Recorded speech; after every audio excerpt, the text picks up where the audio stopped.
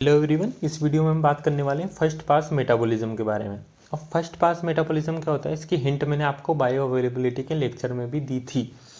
First pass metabolism क्या होता है, सबसे पहले तो इसे किस नाम से पूछा जा सकता है।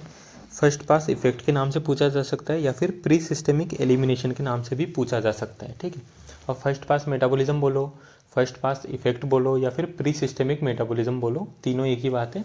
ये होता क्या है, अगर हम ओरली कोई भी ड्रग लेते हैं, ओरली मान लो हमने कोई भी ड्रग लिया, ये ड्रग पहले जाएगा हमारे गट में, गट में जाने के बाद ये पोर्टल वेन में जाएगा, पोर्टल वेन के थ्रू कहाँ चला जाएगा, ये लीवर में चला जाएगा। कहाँ पे चला जाएगा, हमारे लीवर में चला जाएगा।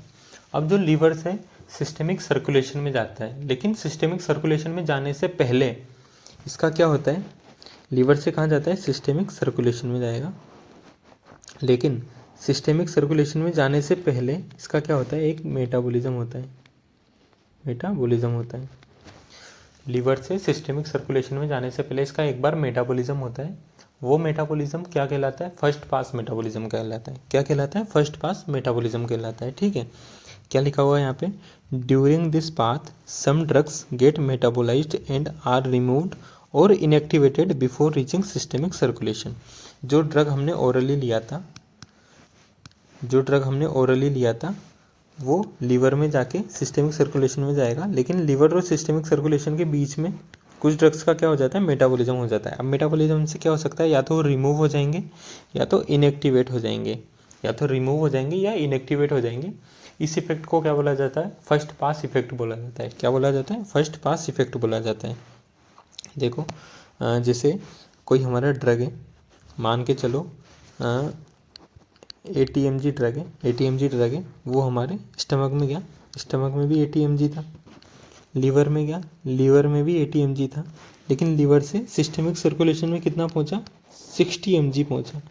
तो ये जो ATMG से 60 mg में जो -20 mg है, ये -20 mg का क्या हुआ होगा, इस -20 mg का हुआ होगा फर्स्ट पास मेटाबॉलिज्म। उसके थ्रू क्या हुआ होगा, या तो रिमूव हो गए होंगे या तो इनएक्टिवेट हो गया होगा। ठीक है, ये जो 20 mg था ये या तो रिमूव हो गया होगा या तो इनएक्टिवेट हो गया होगा। इस इफेक्ट को क्या बोला जाता है, फर्स्ट पास मेटाबॉलिज्म। क्या बोला जाता है, फर्स्ट पास मेटाबॉलिज्म। अभी जो फर्स्ट पास मेटाबॉलिज्म होता है, इससे बायो अवेलेबिलिटी डिक्रीज होती है। ये हमने बायो अवेलेबिलिटी के लेक्चर में भी देखा था। बायो अवेलेबिलिटी कम होती है, क्यों, क्योंकि बायो अवेलेबिलिटी का मतलब होता है जितना डोज हमने दिया उसका कितना % पार्ट सर्कुलेशन में पहुंचा है।